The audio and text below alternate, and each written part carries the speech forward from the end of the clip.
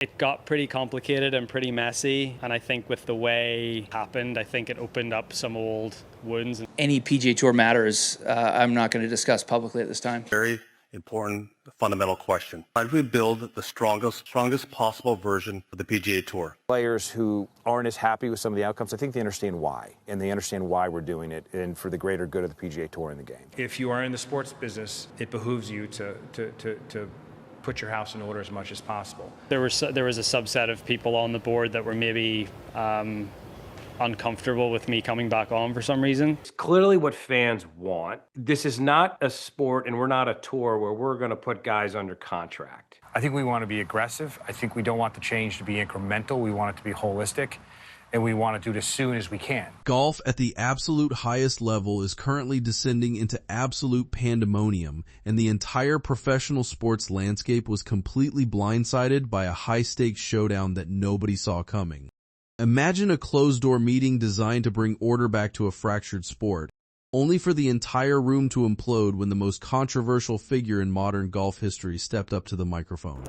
Brian Rolapp, the newly appointed chief executive officer who walked into the boardroom believing he had absolute control over the future of the PGA Tour, found himself staring down a room of unified, angry players who were completely fed up with top-down corporate mandates.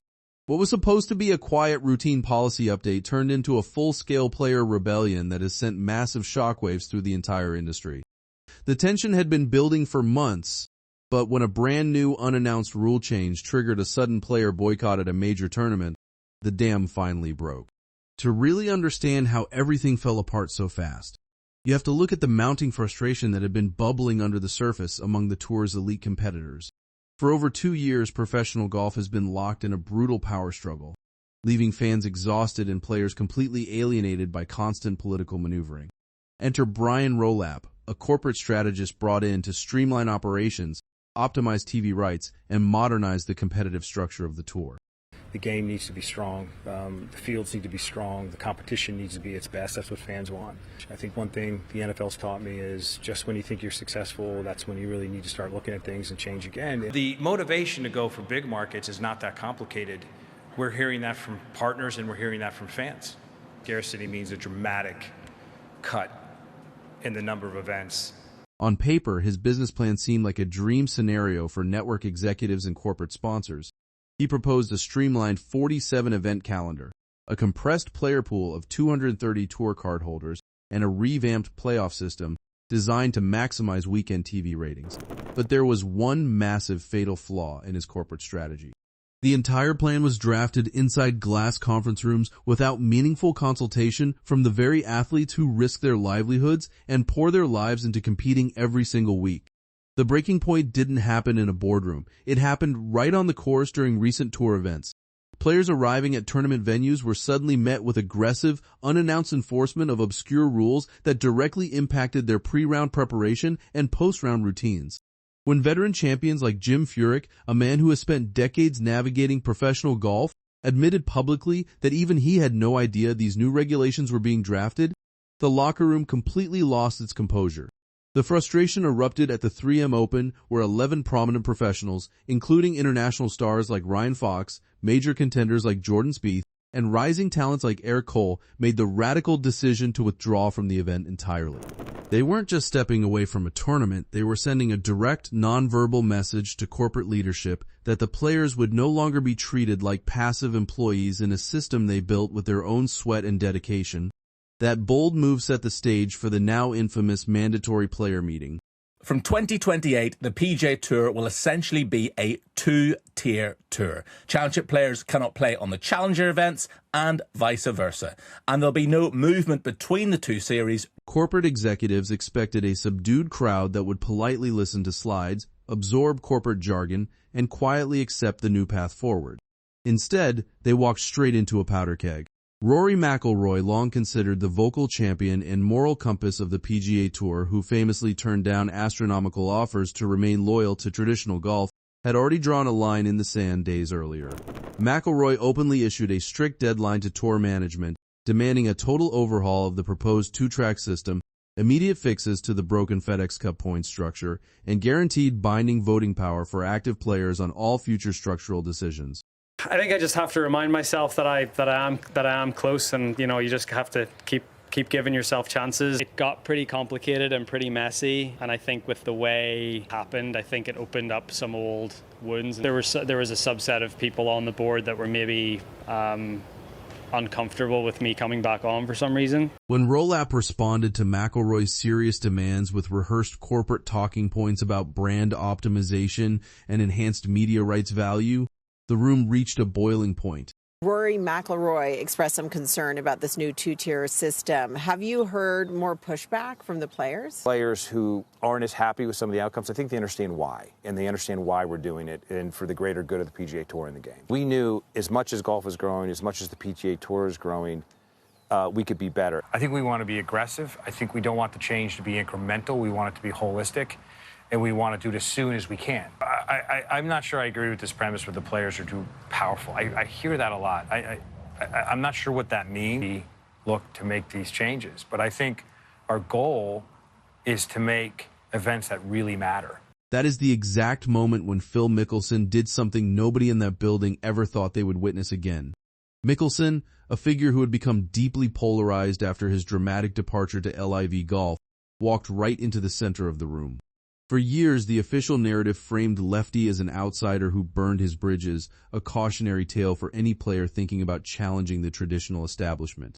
But sitting in that room, Mickelson didn't look like an exiled veteran looking for forgiveness. He looked like an operator who held all the cards, armed with 2 full years of unique perspective from watching how alternative league structures operate from the outside.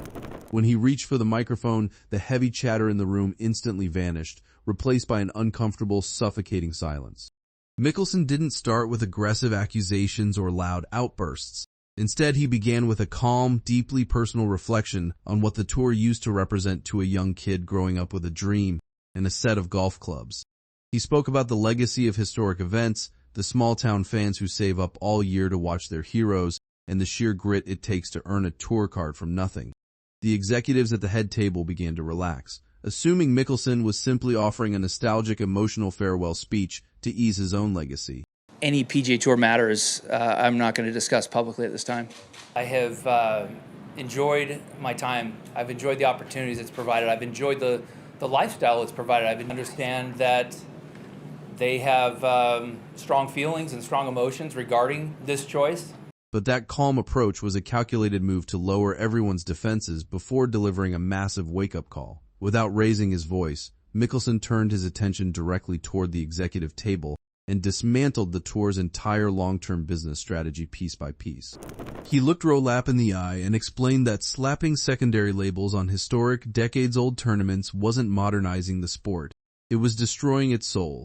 He pointed out the absolute absurdity of administrative bodies creating new guidelines in total isolation, leaving players to figure out shifting rules while actively trying to compete at the highest level. He highlighted how 11 top-tier professionals felt so completely ignored by their own governing body that skipping a lucrative, high-profile event was the only option they had left to make their voices heard. Then came the defining moment of the entire confrontation, a statement that immediately echoed throughout the entire athletic world. Mickelson reminded every executive sitting in that room that professional athletes are not mere workers asking their bosses for a routine raise or a better schedule. The players are the absolute core product of the entire sport. Very important fundamental question. How do we build the strongest possible version of the PGA Tour? Next time I go to the media market, how do I make sure I have the most compelling product for fans and for our media partners? If you are in the sports business, it behooves you to put your house in order as much as possible. It's clearly what fans want. This is not a sport, and we're not a tour where we're going to put guys under contract.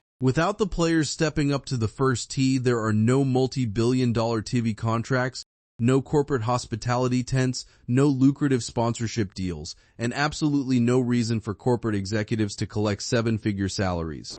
He plainly stated that the era of managing elite talent through top-down mandates without real, authentic representation was officially over, and the room absolutely exploded. Players who had spent the last 4 years fiercely debating Mickelson in public press conferences stood up and began applauding. Younger tour pros who only knew Lefty through historical television broadcasts joined in, creating a thunderous ovation that completely stunned the executive board. Brian Rolapp was left standing at the podium, holding a stack of prepared talking points that suddenly looked completely useless against a room full of unified, determined athletes. The traditional strategy of dividing the players into competing factions and managing them individually had completely failed in a single afternoon. Make sure you have the best product as possible. Make sure that you're responsive to the changing landscape in media. First step, we're just finishing, which is just get the model and the competitive model right so you know what you're actually going to be in the market with. It's really about organizing the PGA Tour in a way that's a little bit more simple, sports fan can understand, as opposed to how do you actually organize this into a little bit more coherent league or sport. The ripple effects of this massive confrontation are already transforming the future of professional golf in ways that no executive could have predicted. For years, the governing leadership relied on the assumption that players would always be too divided by personal rivalries and financial incentives to ever stand together with a single, unified voice. But seeing iconic figures who sit on completely different sides of the sport's ideological divide suddenly agreeing on the exact same core issues has completely flipped the leverage dynamic. Television networks and major corporate sponsors are paying extremely close attention to this growing rift, knowing that a league at war with its own star attractions is an incredibly dangerous investment. As the tour tries to figure out its next move, corporate public relations teams are working overtime, behind the scenes to contain the fallout from what is being called the most chaotic player meeting in modern sports history. However, simply releasing polished press statements or scheduling casual podcast appearances will not fix the profound break in trust that happened inside that room. Players has their own, whatever you call it, major or not major. I mean, again, that's not for us to decide. And Create a competitive model where the best show up. And they show up because they want to play against the best. Coming into this job with a blank sheet of paper, I think there's a lot of opportunity here, but I think I'm going to learn. Growth of the PGA Tour and the growth I think we can have with some increased innovation, I think that's going to be my primary focus. The players have clearly demonstrated that they will no longer accept vague promises of future consultation while structural changes are pushed through behind closed doors. Whether leadership chooses to genuinely listen and rebuild the governance structure around its players or continues to enforce top-down corporate control will dictate the entire trajectory of the sport for the next decade.